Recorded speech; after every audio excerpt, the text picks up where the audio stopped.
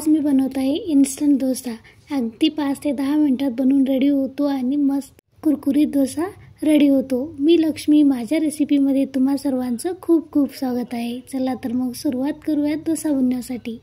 सर्वात आधी मी येथे एका भांड्यामध्ये 2 वाटी इतकं तांदळाचं पीठ घेतलेलं आहे। नॉर्मल मी असेच दळून आणलेले होते। आता या पिठामध्ये मी थोडं थोडं करून पाणी घालणार आहे। मी सर्वात आधी येथे 1 चमचा इतकं पाणी घेतलेलं आहे। थोडं थोडं करून याला मिक्स करून घेऊयात।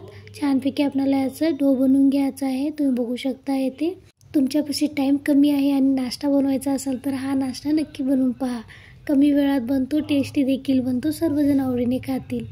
आणखीन तुम्ही माझ्या व्हिडिओला लाईक करा असेल तर लाईक करा, त्याचबरोबर माझ्या चॅनलवरती नवीन असाल तर सबस्क्राईब देखील करा। आता मी येथे छानपैकी मिक्स करून घेतलेला आहे। आपल्याला जास्त पातळच ठेवलं पाहिजे, घट नाही राहिलं पाहिजे। हे जितकं पातळ असलं ना मस्त येतील, अशा प्रकारे पातळ राहिलं पाहिजे। आता यामध्ये मी थोडंसं आणखीन चव येण्यासाठी मी इथे बारीक कट करून घेतलेला कांदा, त्याचबरोबर गाजर किसून घेतलेला आहे, बारीक हिरवी मिरची कट करून घेतलेली आहे। मी इथे 2 ते 3 कांदे घातलेले आहेत। तुम्ही याचं प्रमाण कमीही करू शकता आणि आणखीन थोडं जास्तही करू शकता। मस्त बनवून रेडी होतात आणि खूपच टेस्टी लागतात। आता याला छानपैकी मिक्स करून घेऊयात। यामध्ये मी थोडंसं आणखीन चिली फ्लेक्स घालत आहे, त्याचबरोबर चवीनुसार मीठ घालून घ्यायचं आहे आणि हे सर्व आपल्याला छानपैकी मिक्स करून घ्यायचं आहे। यामध्ये नाही मी सोडा वापरलेला आहे, आणखीन काही नाही।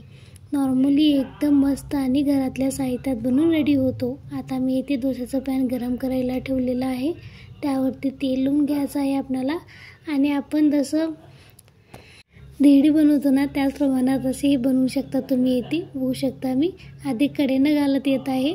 जर आपण सेंटरमधून घातलात ना मग एकाच ठिकाणी डबल असं होईल, त्यामुळे कडेनं घालत यायचं आहे। एकदम मस्त आणि कुरकुरीत डोसा बनवून रेडी होतो। लहान असो या मोठे सर्वजण आवडीने खातील। नक्की तुम्ही पण ट्राय करून पहा आणि मला कमेंट्समध्ये नक्की सांगा ही रेसिपी कशी वाटली ती। अशा प्रकारे मी येथे बनवून घेत आहे, तुम्ही बघू शकता येथे। आता यावरती थोडंसं तेल लावून घ्यायचं आहे आपल्याला वरल्या बाजूने। याला मीडियम फ्लेवरच बनवून घ्यायचा आहे आपल्याला, बघू शकता येथे तुम्ही। आता थोडंसं तेल लावून घेऊन मी याला पलटवून घेणार आहे।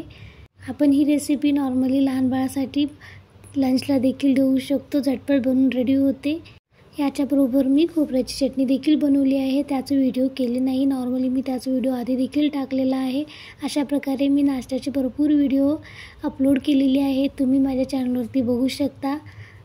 चला तर मग पुन्हा भेटूया अशाच एका छानशा रेसिपीबरोबर। तुम्ही हा माझा व्हिडिओ शेवटपर्यंत पाहिल्यामुळे तुम्हा सर्वांचं खूप खूप धन्यवाद।